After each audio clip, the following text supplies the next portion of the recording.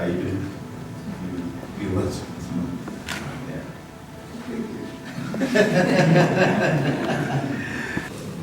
Mighty name of Jesus. Been married for the last 16 years, about 17 years in marriage. And I want to bless the Lord for that journey. It's a beautiful one. In Jesus' name. I'm going to share a few things and we'll get out of here. These two, we got an opportunity to take them through counseling. We did 12 sessions, and each session is 2 hours. Those are 24 hours. Jesus. And so far we want to thank God that we've not seen any divorce in Family Ministries International. That we give God the glory and honor. So, we say a lot. They know a lot. They're just going to begin to put them in practice because that's what makes marriage a ministry. That the day you get married is the day we give you a certificate. It's amazing. Hallelujah. I just want to give them a chance to remind them of some of the things that we said, and most probably to be able to put together whatever that we say to the glory and honor of the name of Jesus. Recently I attended a marriage, and people came to give a speech. And when they came to give a speech, and one of the person came to give a speech, this is what she said. If you want to have peace in marriage, make sure you don't touch the phone of your husband. Because they will okay with it. Amazingly. You get what I'm saying? And praise the name of the Lord. But that's not marriage. It's what I'm talking about. That's not what? Marriage. Never touch the phone of your husband. Never touch the phone of your wife. You never know. Somebody, for us, when we have a conversation without whatever workmate and we are joking. Okay. And praise the name of the Lord. And people seem to be okay. And some of them clapped. Like, what? Hallelujah. You've been raised in God, isn't it? You've been raised where? In God. And we cannot live our lives anyhow because Christ is our standard. If we live in the world where there is no standard to follow, let me tell you something. That's where the problem is. We're having a lot of problems because some people, they forgot all the standards that are set for us by God who created us. And they think they are going to do everything the way they feel and they want. And because of the way they feel, we are having a lot of problems these days. Do you know that even after 11 minutes in USA, there's somebody divorcing? And in those 11 minutes, there's another one getting married. Praise the name of the Lord. There's a marriage that lasted for 3 days. And the marriage was over. 3 days. You get what I'm saying? Praise the name of the Lord. So we're having a lot of trouble in the world because everyone wants to do whatever they feel. Somebody wakes up and they feel he's a man and he feels, I feel like I'm a woman. It's like, change me. I feel I'm a woman. Let me be a woman. What is this? You get what I'm saying? Praise the name of the Lord. And the man is turning into a woman and then... Now, imagine where the world is going to go if we live without any standard. If we live things without any standard and we live according to our feelings. Life can't be life anymore. You see? That's why we're having trouble and issues and problems in this generation than ever before. But we thank God that the word is here for us. Taught well. Praise the name of the Lord. And because you've been taught well, I just want to remind you of one of the scriptures, 2 Corinthians chapter 5. Verses 15 says, and he died, that is Christ Jesus, for all, that those who live should live no longer for themselves. You hear that? if you know that Christ died for you, the Bible is saying, you no longer live for yourself. Okay? You no longer live for what? For yourself. But for him who died for them and rose again.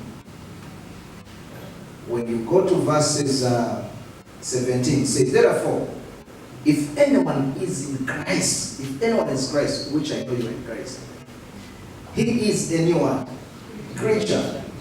The old things have done what? Passed away. Behold, all things have become new. What I love most in verse 18, where the Bible says, now all things are of God. You see that? All things of God, who has reconciled us to himself through Jesus Christ and has given us the ministry of reconciliation. Praise the name of the Lord. If you claim that you are of God, even that marriage is of God. You get what I'm saying? Is of what? God. When you gave your life to Jesus Christ, you no longer live for yourself. We don't live for ourselves. We live beyond ourselves. Hallelujah. In the marriage you enter, let me say this, it's not your marriage. It's bigger than you. It is Christ's marriage. It's God's marriage. If all things are from God, even your marriage is of God. Are we follow? As simple as that. What does that mean? It means that you're not going to wake up to do anything that is contrary to the word of God. And what a beauty it will be. What a marriage it will be. Because if we only follow the scriptures and do what the scriptures do, say, wow, the world is beautiful. The world becomes beautiful. Praise the name of the Lord. Because when you read the word, it's balanced. It balances the man with the woman, the woman with the man. As in, when you read the word, it's not one-sided. It's what I'm talking about. It's not one-sided. It gives us responsibilities. It tells us what to do. This is what I'm talking about. Praise the name of the Lord. Yeah, for example, the Bible tells us to forgive each other. You see? Now that one, whether you want it or not, forgive. That's the way to go. If you don't forgive, what happens next? You ask those that have not forgiven, they will tell you what happened. Because I've lived my life forgiving. I don't know the people who don't forgive how they did. You ask them, they will tell you what happens. If you want to go that journey, you go that way. That's what I'm talking about.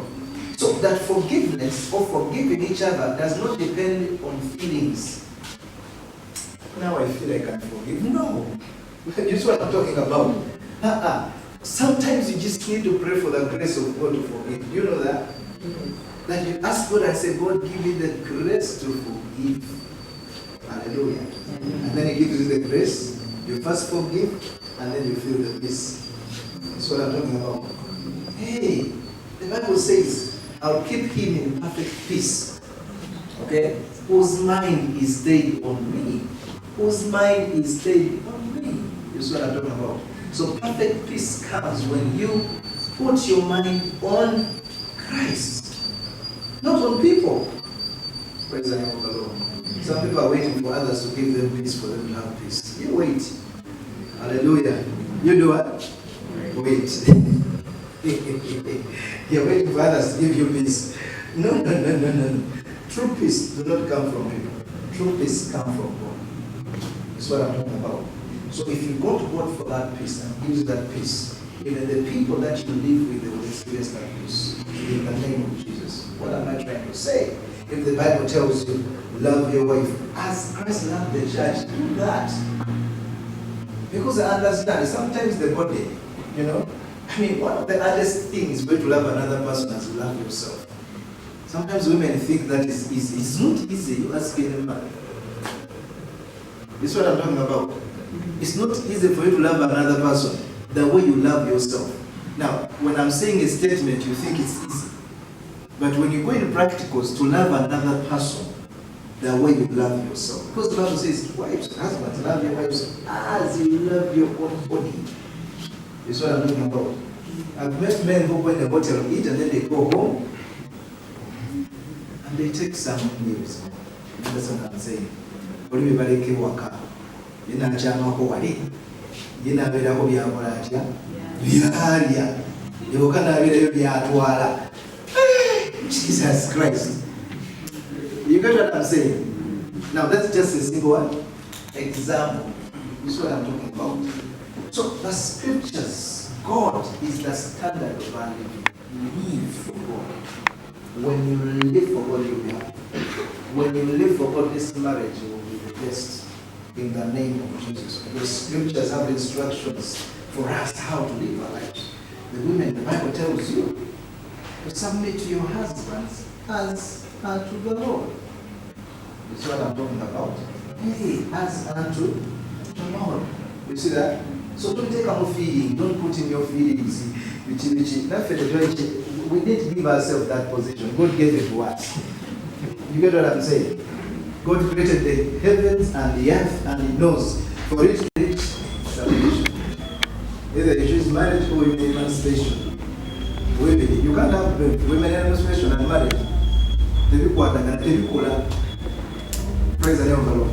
Of course, I'm not talking about the place of men being funny. Okay? I'm not talking about that. I'm talking about the biblical man. The Lord from above, who knows how to love wife. You understand what I'm talking about? So, what I was trying to say here is simple. My message is simple today. You live for Christ. Your marriage is of God.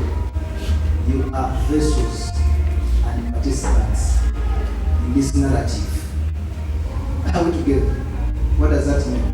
Whatever you're going to do and save that marriage, do knowing it is of God. Hallelujah. Praise the name of the Lord. Yeah. If you can't wake up and abuse God, then it's easy and simple. You can't wake up and abuse God and say, oh, you are stupid, you are this, you are that, you are that, you are that. How could you wake up and abuse your wife and husband? Unless you don't understand what it is. You understand what I'm saying? Praise the name of the Lord. But now, I can keep on and keep on and keep on and keep on and keep on. But it's simple and very easy like that. You live for God, you'll be happy. You live for God, enjoy marriage. In Jesus' mighty word. Amen. God bless you.